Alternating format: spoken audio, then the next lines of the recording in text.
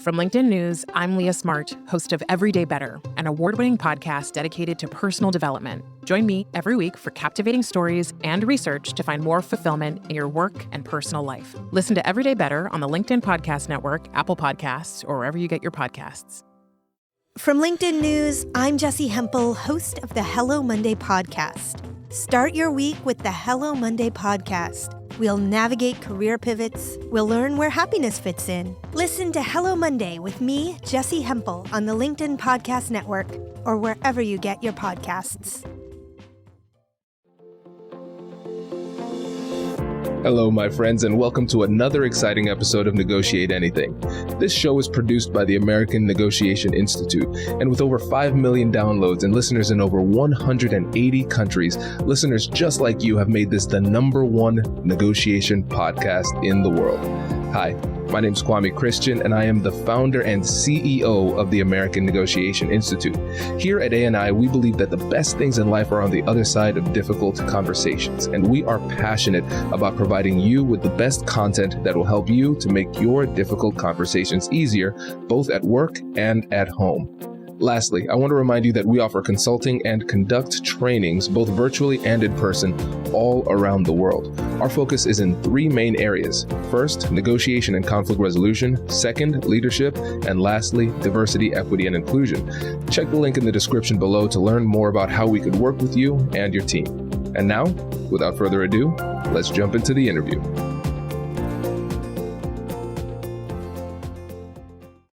Seth, thanks for joining us today. Oh, my great pleasure, Kwame. I've been looking forward to this. Me too. And listeners, the universe was trying to stop us from having this podcast, but we kept on fighting. Yes, so I appreciate your patience here. So how about you get us started by telling us a little bit about yourself and what you do?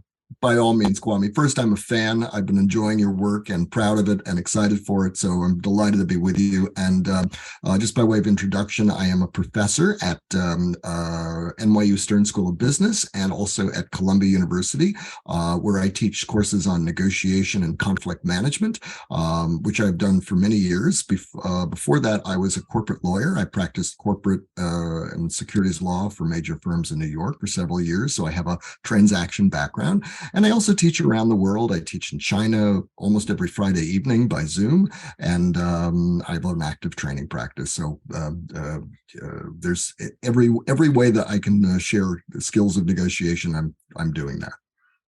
I love it. And you have a new book coming out. Can you tell the listeners about that? Yes, thank you so much. It's 15 Tools to Turn the Tide, a step-by-step playbook for empowered negotiating. And it's coming to fruition right now. It's as we speak, it's later April, and our pub date is May 23rd.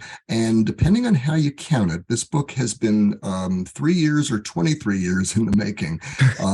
My wife remembers when I was talking to her during our courtship 23 years ago now about writing a book. And 3 years ago, I started to focus on this specific topic. And to my delight, it sold. And here we are, but it took quite a while to take it from inception to production. So here we are, and we've got to figure out a way to party for it. But May 23rd is the date.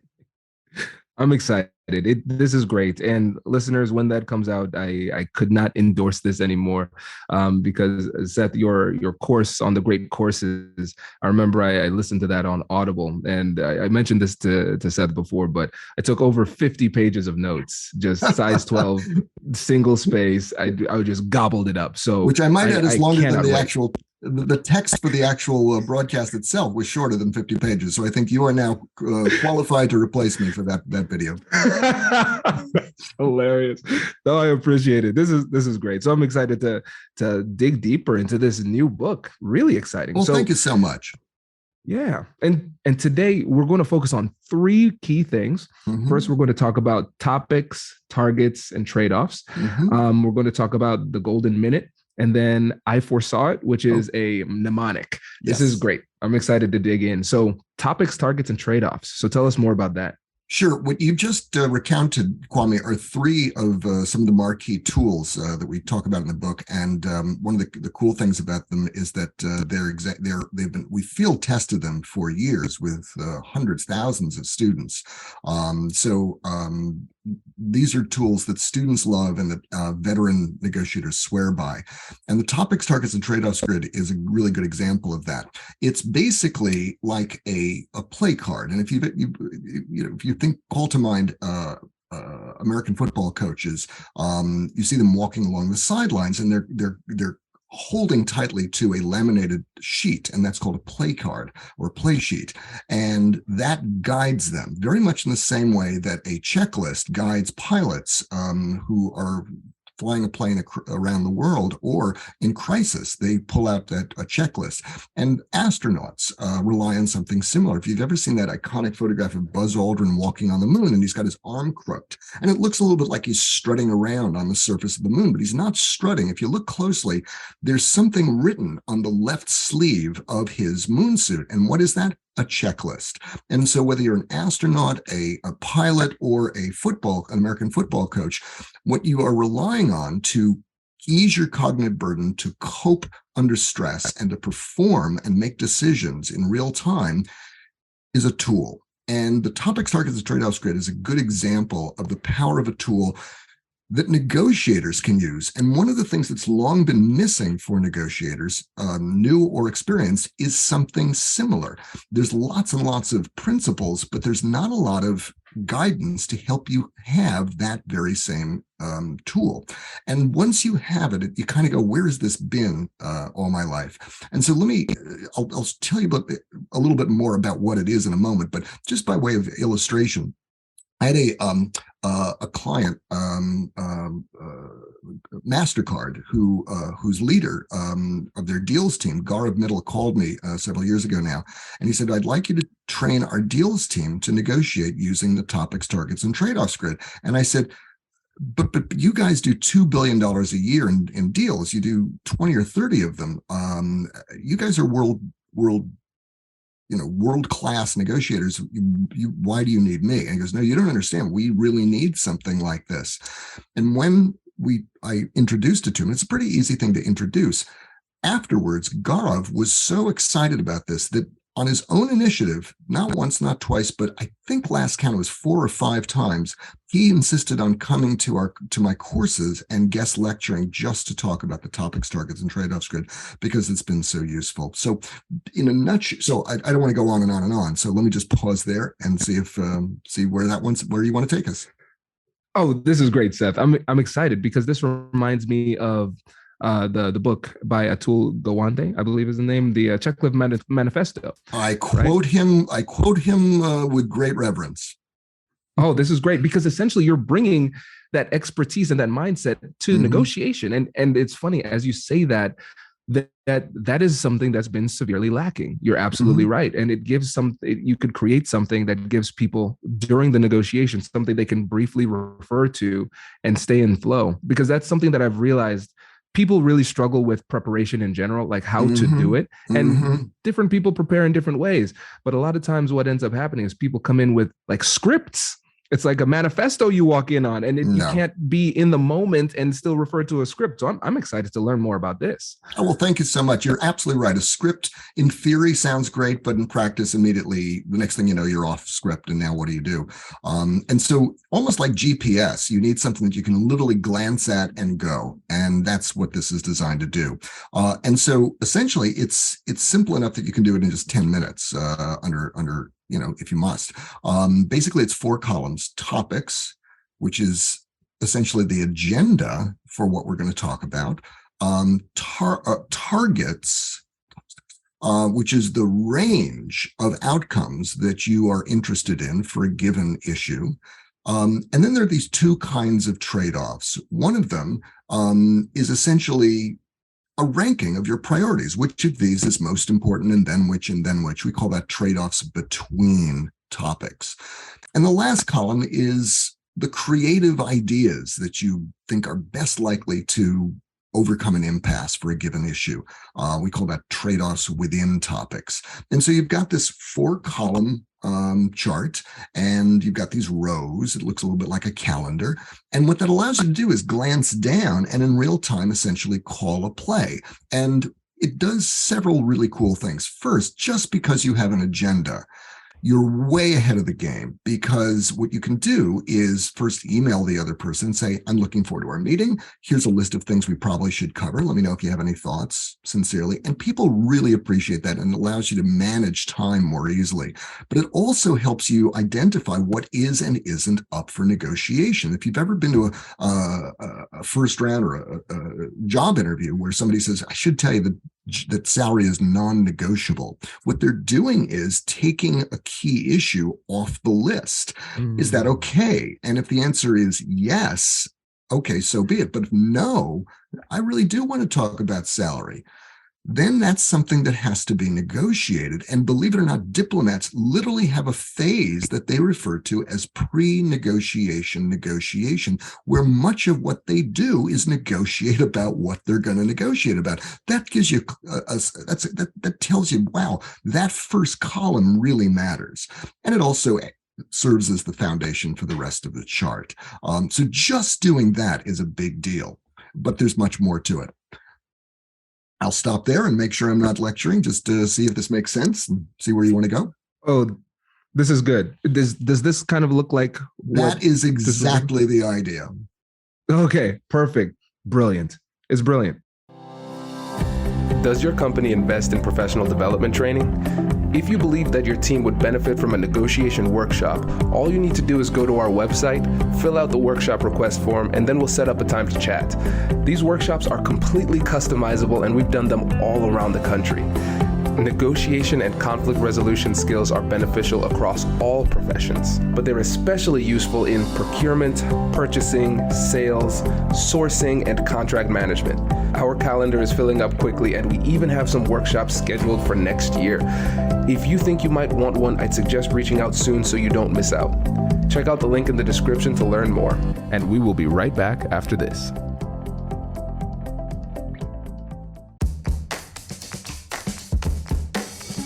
Hey you, I'm Andrew Seaman. Do you want a new job? Or do you want to move forward in your career? Well, you should listen to my weekly show called Get Hired with Andrew Seaman. We talk about it all, and it's waiting for you, yes you, wherever you get your podcasts. Brace the rudders! Brace the sails! Raise the sails! Captain, an unidentified ship is approaching. Over. Roger. Wait, is that an enterprise sales solution? Reach sales professionals, not professional sailors. With LinkedIn ads, you can target the right people by industry, job title, and more. We'll even give you a $100 credit on your next campaign. Get started today at linkedin.com/marketer. Terms and conditions apply. So a couple of things, listeners. So there are some value bombs being dropped here. I hope you're taking as many notes as I am because this is great. And I think one of the many missed opportunities for negotiation excellence is the agenda, negotiating what's going to be talked about, the sequence of the topics of the conversation. That's really important. And you introduced a topic that we haven't discussed yet. I mean, first of all, this grid is something we haven't discussed yet, but right. The pre-negotiation, right? That's so important. Negotiating what we're going to negotiate about. This is advanced level stuff, and it really sets the stage for the actual negotiation. And I think people miss out on really structuring the negotiation in a way that is advantageous to them because they don't even have a concept of pre-negotiation negotiation. I think that's something I really wanted to call out. And then you're absolutely right. In the moment, this grid can help us to understand very quickly where we are, like you said, as a GPS, and not just where we are, but also where we need to go. And it helps us to be a little bit more fluid in the moment because we're not stopping and reorienting ourselves as the negotiation shifts. It makes it really easy to continue to flow. I really appreciate this. Well, thank you, Kwame. You've actually prompted me on a couple of things. One is that because we often walk into a negotiation without thinking about the agenda, it's very easy to be nibbled. And that is, as you know, where somebody just keeps saying, oh, wait, there's one more thing. We've got a deal that's great. Oh, wait, there's one other thing. And they ask for another thing and another thing. And I've literally seen cases where that goes on for a year and you wind up giving away the store. It's tragic to watch. And so knowing what is and also isn't going to be discussed is important, because it also alerts you when somebody starts adding issues. You go, oh wait, okay, I'm willing to talk about it, but let's watch out for the potential for nibbling. So that's another reason why that first column is such a big deal. But you've also allowed me to make a more global comment. If you think about what we're talking about, this grid is designed to help you do two key tasks of negotiation: create wealth and claim it wisely. The last two columns, the trade-offs part, are designed to help you find creative solutions in a couple of different dimensions. The targets section is the foundation for which you divide the pie, claim the pie. And so if you've got that basic information before you, it's just so much easier to do both of them.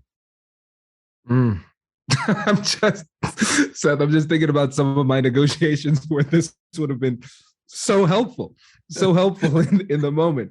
I really appreciate this. Well, let's just keep flowing. So, okay, is there anything else you want to talk about with the topics, or do you want to talk about targets too? No, I think that's plenty. And let me just commiserate with you. We've all got these stories where we look back and we go, oh gosh, I got so taken. I definitely have stories like that. And I always tell students that for them and for me, treat that as tuition. If you take those stories and channel them through what we're learning now, that actually will more than pay for itself with better results in the future.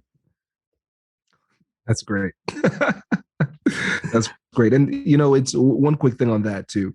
When sometimes people ask, oh, what's your greatest negotiation failure? Before I respond, I say, hey, listen, before I respond, you have to know if a negotiation, using air quotes for the listeners who aren't seeing, a negotiation expert doesn't have any failures, you're not talking to a negotiation expert, because there is no way you win all the time. It's not possible. No, you hit for average in this league. Exactly. And average is pretty good.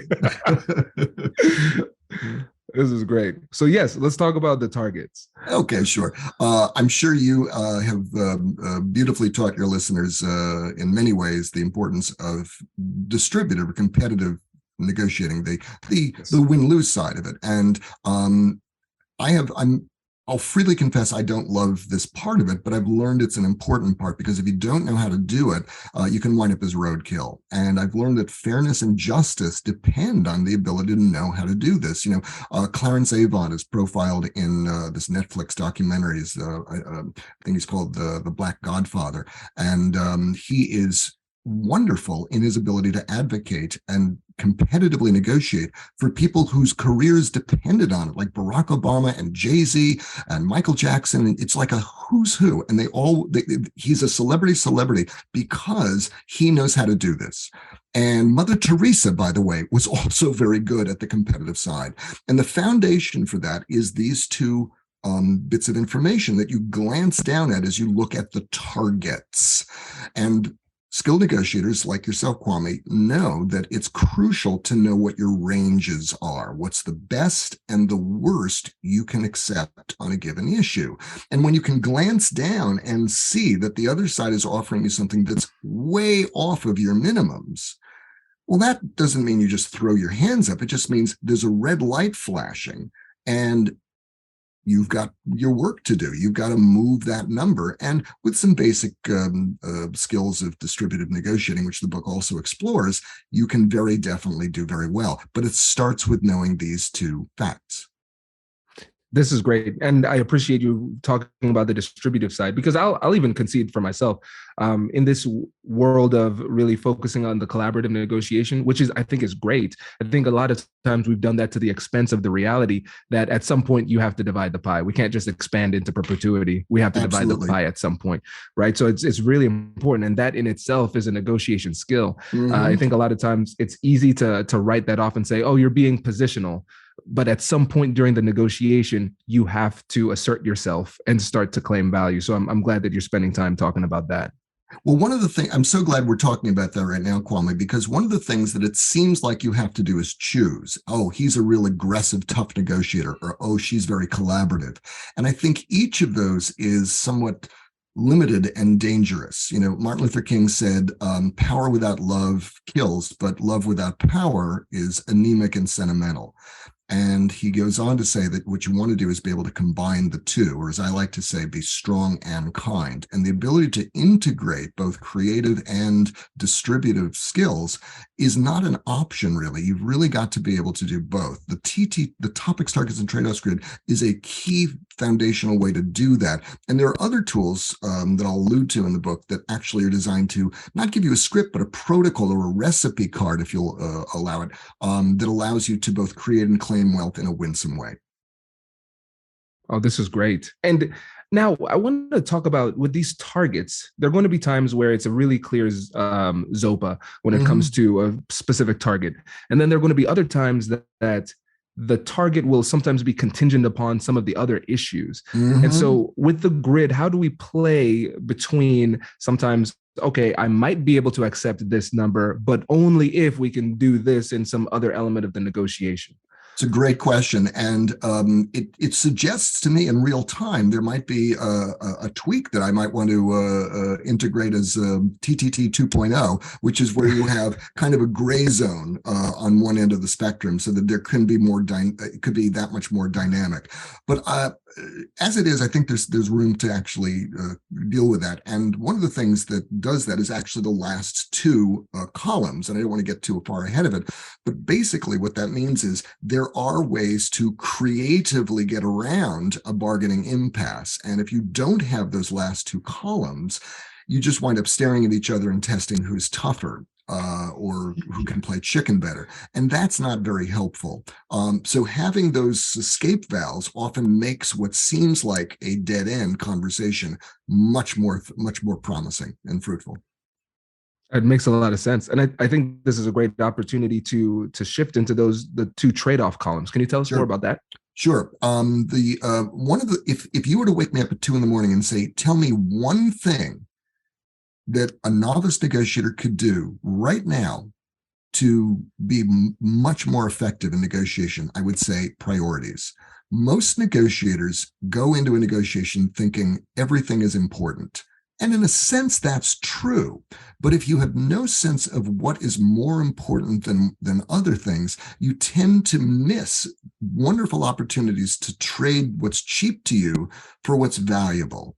And here's Gaurav Mittal again. I'll invoke him several times because he really is a true believer of the TTT grid, as I call it. And he says, I could be doing a deal with 70 different issues, but it's so easy to lose the forest for the trees in that situation. But if I know the 4 or 5 or 6 issues that are most important to me, I can focus on that. I know when to fight, when not to, when to press, and it just makes it so much easier. And it allows me to listen for what their priorities are. And what do you know? We often find there's a trade-off to be made, which is part of the joy of this work. Oh, wait a minute. You don't like the rind of this orange? I love it. It's the meat I don't need. Oh, you want the meat? Hey, let's trade. And that's the parable of the orange, as you know. And that little parable is a good example of this idea. And believe it or not, Nobel Prizes have been won using that idea of swapping the cheap priority for the dear priority. And here we're actually crystallizing it in a simple way. I love that. It's so helpful. You're absolutely right, because otherwise we can find ourselves getting stuck talking about things that really aren't that important in the grand scheme of things. But just like in anything else, we can get caught up in the fog of war, and then we start competing really vehemently over something that we really don't need. So this helps us to be a lot more strategic and intentional with the way that we navigate the conversation. And that's a great word for it. A lot of what you and I are talking about now is simply being intentional without it becoming a burden. My goal here is to offer readers tools that are easy to use. And just let me do a little sidebar as we step away from the grid for a moment. One of the things that I love about this work is that these tools are robust and learnable enough that I don't even have to be involved for them to work. So each semester, I ask my students, after just a couple of sessions, 3 or 4 sessions, to go teach someone else. I call my students my grand students, and a few classes later, I get the results, and what I find is that my grand students have learned a tool or 2 or 3, and they've gone out into real life. And they've done great, not always, but usually better than they ever would have thought they could. In fact, I had one student who just this semester reported that she taught the TTT grid to somebody, and he said, wow, that was easy. And to think I almost didn't try, but because he did much better in his own job negotiation. I go, wow, it took like 40 minutes to teach him this stuff. And I wasn't even in the room. So that tells you it's not me. The tools and the concepts are the thing that work here. And that's the goal. That's the goal, to have something that is practical, easy to understand, and easy to use. Right. Because there are times where we might give a theoretical concept that sounds really great. It's like, wow, I'm wowed and by your brilliance and how articulate you are. But I can never do that, right? And so I think that's the real power in this approach, because I think the listeners could really easily, just like I did from this description, create their own grid and immediately put into action. And I think that's the real power of it too. Oh, thank you, Kwame. Our goal here is to work our way out of a job. Exactly. Yes. I love that. I really love that. Great. So let's talk about the golden minute. Tell us more about that one. I'll just finish up the TTT grid, and for just a second, the last column is where you put down some creative options for each issue, so that if I want more salary and you simply won't give it to me, and I'm not seeing any prospect here, there may be creative options that we haven't considered, like how about a bonus, or how about stock options, or work from home, or a longer vacation, and there are many other possibilities. And so, just to round out our conversation, that's the last component. But I freely agree. Let's segue to the golden minute, because that is a second tool, and the golden minute is as simple as it sounds, and yet it's surprisingly powerful. It's a little bit like a rudder. It can steer the conversation from disaster to open water. And essentially, it's simply the moment it takes, 30, 60 seconds, often less, to say, let's set down a couple of simple discussion ground rules. This is especially valuable when there's contention or conflict or tension, or where you're dealing with several people and there's a tendency for the conversation for the meeting to go on forever. And what it does is essentially you agree to 2 or 3 things. First, can we agree we're not going to interrupt each other? And I want to honor you, Kwame, because you just before we went on, you said you would not interrupt, and that so eases the conversation and it allows people to hear each other. And even though that seems very simple, that is critical. You know, as an expert negotiator, how critical listening is. The second suggestion is part of the golden minute is where you say, can we agree we're going to speak to each other with civility? And that's especially useful when there's tension or there's conflict or there's anger. And often what my students report is that when they use it in real life, it just lowers the temperature and it focuses the conversation in surprising ways. And it's so simple that almost invariably people go, oh yeah, I can agree to that.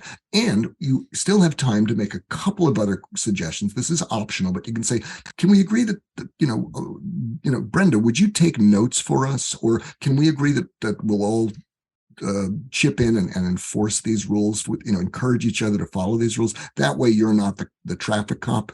And typically everyone says that's fine.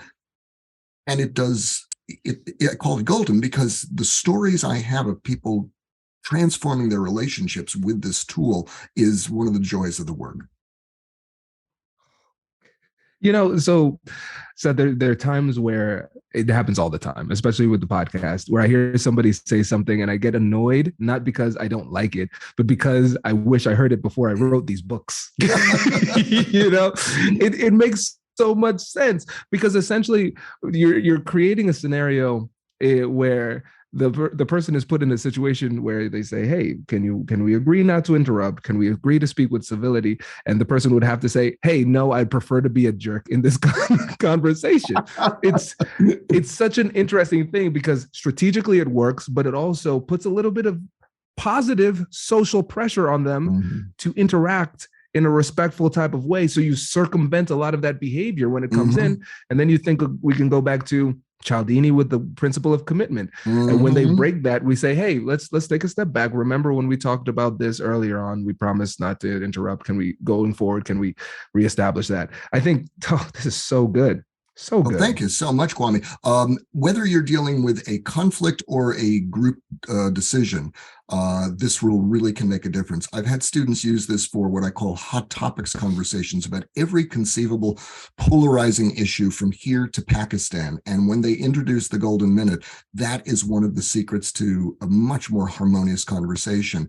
But also, I've seen students use it to win $10,000 prizes. I had one student who wrote to me and said he was part of a national competition of business school teams, Harvard, Stanford, University of Texas.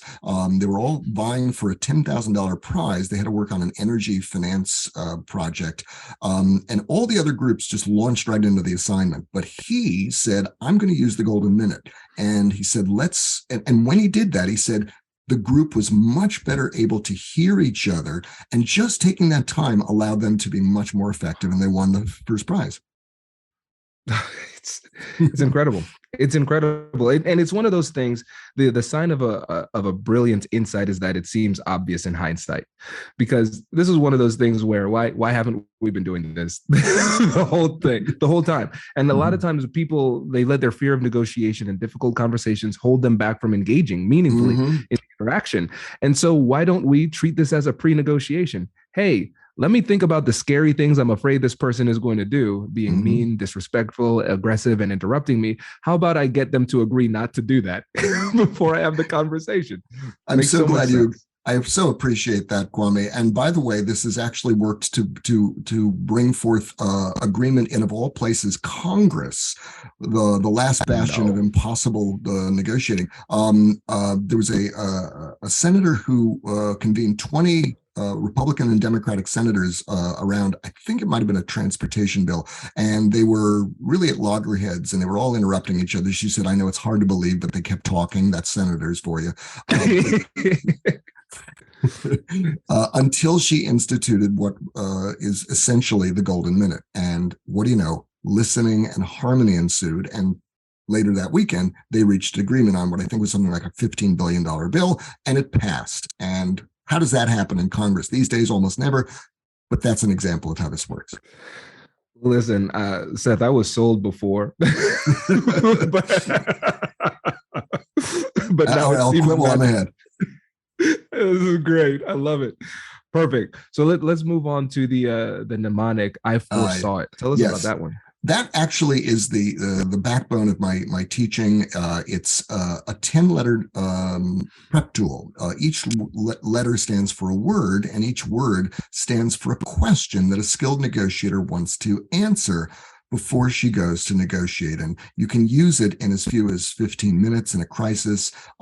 If the stakes are high, you may want to use more time. But the research shows that it's not how much time you spend, but how you use that time that counts. And these are the questions that the research shows are most important. And just one letter can literally save the day. And one of the stories I tell in the book is about a dentist who's sitting on a plane that's been stuck on the tarmac for 6 hours because of a hurricane. And there's just this tremendous number of planes in front of him, in front of his plane, and everyone has been just dying. They're going crazy, and no one knows what to do. And everyone is begging the flight attendants, can you get us off this plane? Nope, sorry, we're stuck. We can't do anything, until he uses one letter of the I foresaw it. And next thing you know, they're in the terminal. What did he do? Well, many of the basic principles of negotiation won't work.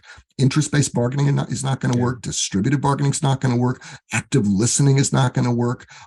Even the TTT grid is not going to work, the topics, targets, and trade-offs grid.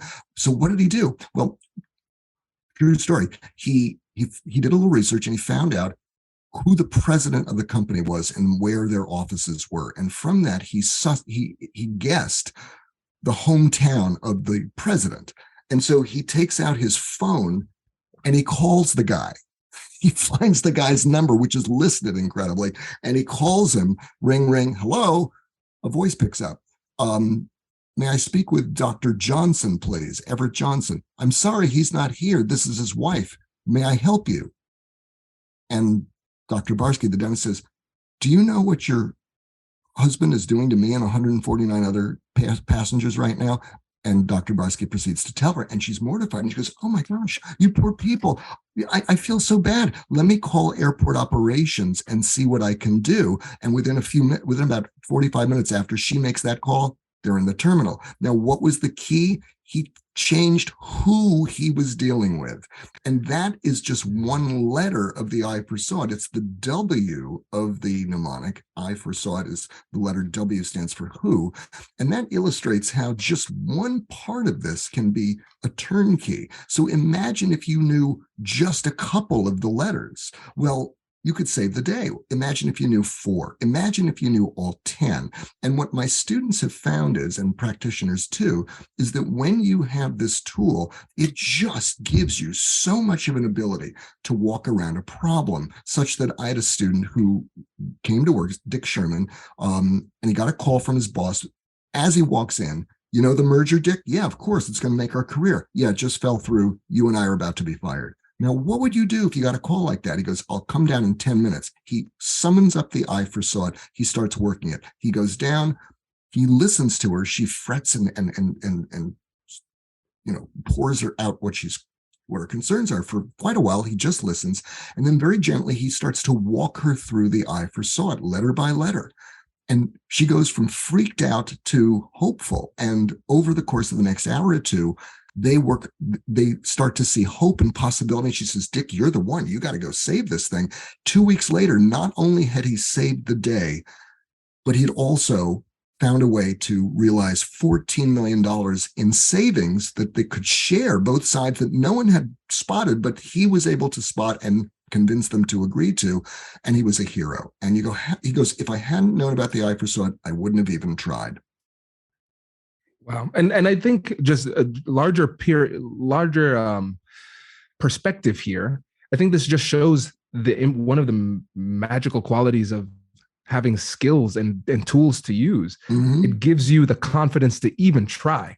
Mm-hmm. Because a lot of times if you don't have the skills, you don't have the tools, you say, I have no idea what to do. I'm completely lost. I guess I'm going to be stuck on this plane, or I'm going to be fired because we didn't complete this deal. Right. So I think that's a critical element to explore. And I know we're coming up on time, but let me negotiate a little bit, Seth. Can we get 3 of the first 3 letters of the I for SOT? Certainly. The I stands for interests. The F stands for factual and financial research, and the O stands for options. In fact, those 3 letters, IFO, interests, facts, options, are so powerful by themselves that the first chapter of the book translate just those 3 letters into a single tool, a separate tool. It's one I call 3 little words. And just those 3 words are so powerful that they've saved companies. They've allowed 11-year-old children to negotiate more effectively with their fathers. They've helped raise funds for AIDS research. I mean, it's just those 3 letters are enough to do all kinds of things. So imagine what the whole thing can do. This is great. And so listeners, just recapping, it's interests, factual and financial data, and then options. I think, and then we have the who. We got a sneak peek at the who. And for the rest, we need to get the book. I know I will be devouring that book when it comes out on May 23rd. And so Seth, I really appreciate you running through this with us, and can't wait to see the book once it comes out. It's my great pleasure, Kwame, and it's a high honor indeed to have an expert of your caliber say so. And I really appreciate your active listening, your encouragement. It means a great deal. I appreciate that. Oh, Seth, this was so good. Oh, it was delightful, delicious. Congratulations! You've just joined an elite club. By listening to a full episode, you're now officially on the Negotiate Anything team. So welcome aboard. What most team members do is they subscribe to the podcast because that allows them to automatically get the latest episodes of the show. The best things in life lie on the other side of difficult conversations. Keep learning, keep practicing, and keep getting better. Your relationships will improve, your career will soar, and you'll have the confidence you need to get the most out of these crucial conversations. Again, thank you for joining the team. We're excited to have you, and I will see you in the next episode. I'll catch you later.